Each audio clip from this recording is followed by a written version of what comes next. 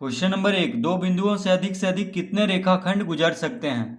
तो देखिए यहाँ पे दिया हुआ है दो बिंदुओं से एक और केवल एक रेखाखंड गुजरता है। तो पहला का आंसर हो जाएगा एक। देखिए मान लीजिए कि यहाँ पे दो बिंदु है ए और बी, तो बस एक ही रेखाखंड गुजर सकता है इससे, तो पहला का आंसर हो जाएगा एक। अब देखिए दूसरा में रेखाखंड के कितने मध्य बिंदु होते हैं। तो देखिए पहले हम समझते हैं कि रेखाखंड क्या होता है। तो देखिए प्रत्येक रेखाखंड की लंबाई निश्चित होती है, यानी रेखाखंड की लंबाई क्या होती है, निश्चित।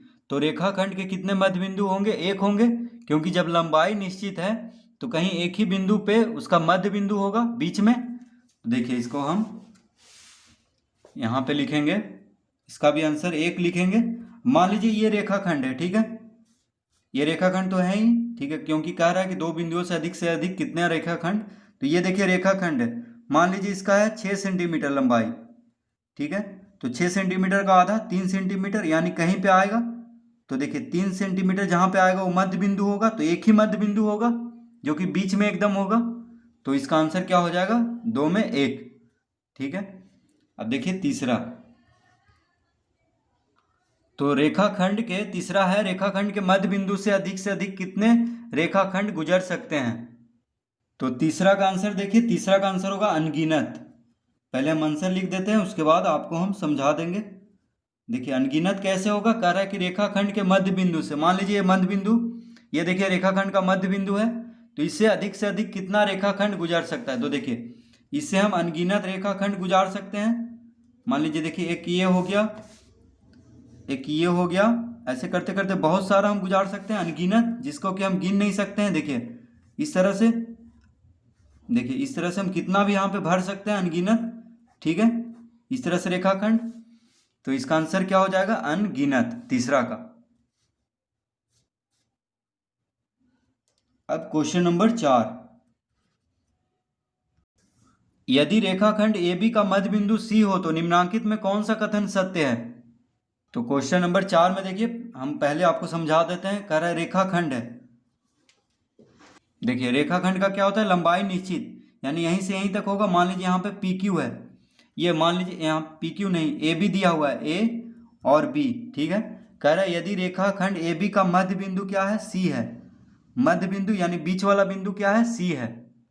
तो देखिए मध्य बिंदु C है, ठीक है, कह रहा है तो निम्नांकित में से कौन सा कथन सत्य होगा। तो देखिए, तो पहला कह रहा है AB बराबर AC। अब देखिए AB बराबर AC, यानी A से B तक AB जो होगा AC के बराबर होगा, ये तो गलत है, क्योंकि देखिए AB इतना लंबा है और AC उसका आधा है, क्योंकि मध्य बिंदु है, तो मध्य बिंदु है तो आधा होगा AB का AC, ठीक है। तो ये गलत हो गया पहला, कौन सही है वो हमें खोजना है। दूसरा में है AB बराबर BC, ये भी गलत है। देखिए AB यहाँ से यहाँ तक और BC बस आधा, तो ये भी गलत है, AB बराबर BC नहीं होगा।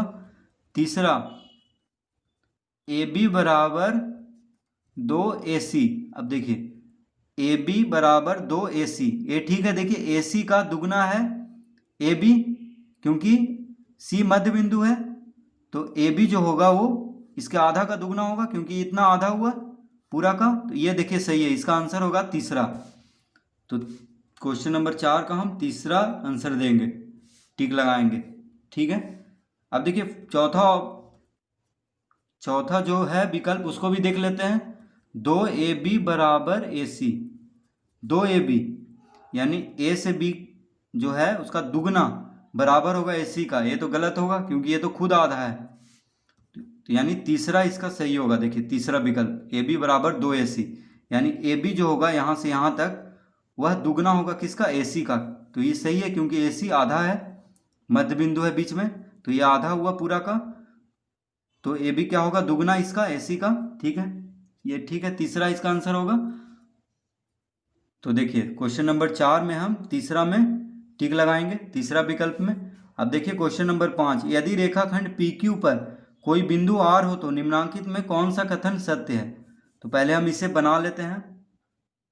तो देखिए क्वेश्चन नंबर 5 में क्या कह रहा है, यदि रेखाखंड PQ, मान लीजिए ये PQ है, रेखाखंड PQ, ठीक है।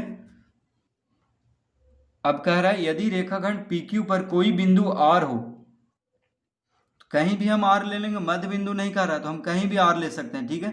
मान लीजिए हम यहीं पे R ले लेंगे। अब कह रहा है, तो पहला विकल्प देखिए, विकल्प पहले हम समझाते जाएंगे, उसके बाद अपने आप पता चल जाएगा कि कौन सा विकल्प सत्य है, कौन सा कथन सत्य है। तो देखिए PQ प्लस QR बराबर PR, PQ plus QR, PQ देखिए यहाँ से यहाँ तक प्लस QR, QR यहाँ से यहाँ तक बराबर PR। ये तो गलत है क्योंकि ये तो बहुत छोटा है। देखिए PQ plus PR, PQ plus QR, यानी देखिए PQ यहाँ से यहाँ तक QR, फिर इस यानी इसको जो पहले इतना फिर इतना जोड़ करके इतना होगा कभी, ये तो छोटा है देखिए खुद, तो ये गलत है, पहला विकल्प गलत है, यानी कथन असत्य है पहला। हमें सत्य कथन को ढूंढना है, तो दूसरा देखिए PR प्लस RQ बराबर PQ। अब देखिए PR यानी यहाँ से यहाँ तक, PR यहाँ से यहाँ तक हुआ, RQ यानी यहाँ से यहाँ तक, RQ यहाँ से यहाँ तक बराबर PQ, बराबर PQ। ये सही है। देखिए इसको और इसको जोड़ेंगे, देखिए इतना को और यहाँ से लेके यहाँ तक को जोड़ेंगे, PR और RQ को जोड़ेंगे तो ये पूरा आ जाएगा PQ, यानी इसका आंसर क्या हो जाएगा दूसरा। तो 5 का आंसर क्या होगा, दूसरा विकल्प सही कथन है, ठीक है।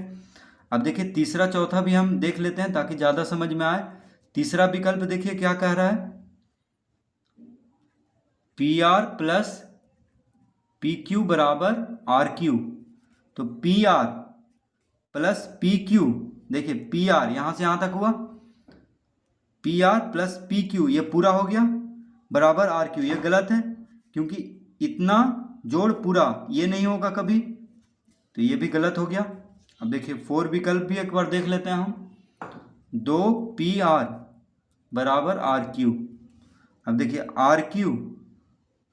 RQ यहाँ से यहाँ तक हुआ, 2PR यानी PR RQ जो है PR का दुगना है, ये तो गलत है क्योंकि ये तो मध्य बिंदु है नहीं, कहीं भी देना था R को, तो ये भी गलत होगा, यानी विकल्प दूसरा ही सही कथन है बस, ठीक है। तो इसका आंसर क्या हो जाएगा दूसरा, 5 का दूसरा।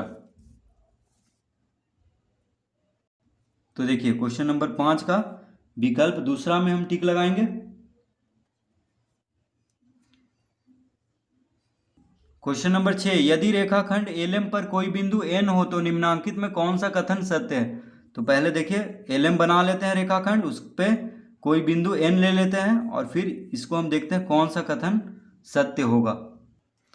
तो देखिए क्वेश्चन नंबर 6 में क्या आंसर होगा, देखिए पहले हम एक रेखाखंड LM बना लेते हैं, ठीक है। देखिए यहाँ से लेके यहाँ तक LM रेखाखंड L और इधर M लिख लेंगे।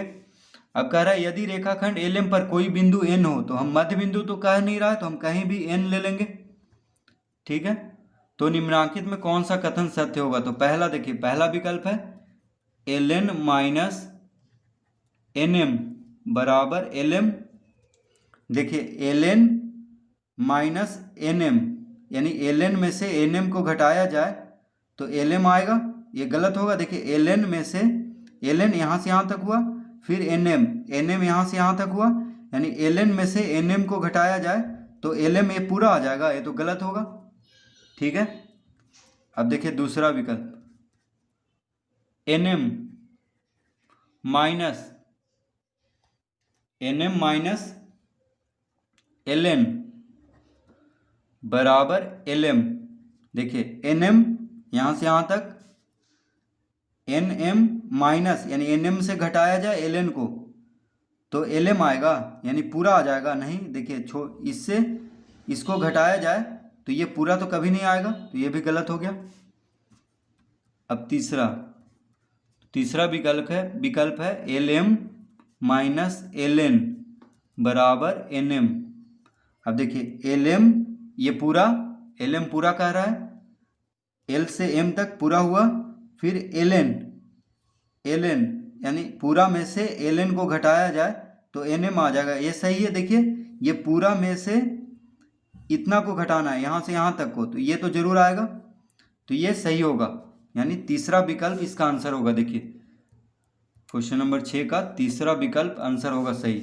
अब देखिए चौथा विकल्प भी हम एक बार देख लेते हैं। तो Lm माइनस 2Ln बराबर Nm। अब देखिए Lm मतलब पूरा हो गया, पूरा रेखाखंड, 2Ln तो 2 यानी इसका दुगना, Ln का दुगना घटाएंगे तो Nm आ जाएगा। ये तो गलत होगा क्योंकि दुगना Ln घटाने से ये Nm कभी नहीं आएगा। तो इसका विकल्प कौन हो जाएगा आंसर? तीसरा। ठीक है, आंसर सही है, कथन होगा तीसरा। तो इस तरह हम क्वेश्चन नंबर 6 भी बना लेंगे। तो क्वेश्चन नंबर 6 का देखिए विकल्प तीसरा सही आंसर होगा। ठीक है, तो देखिए 1 से लेकर 6 तक हम इस तरह से क्वेश्चन प्रश्नमाला 11A का बना लेंगे।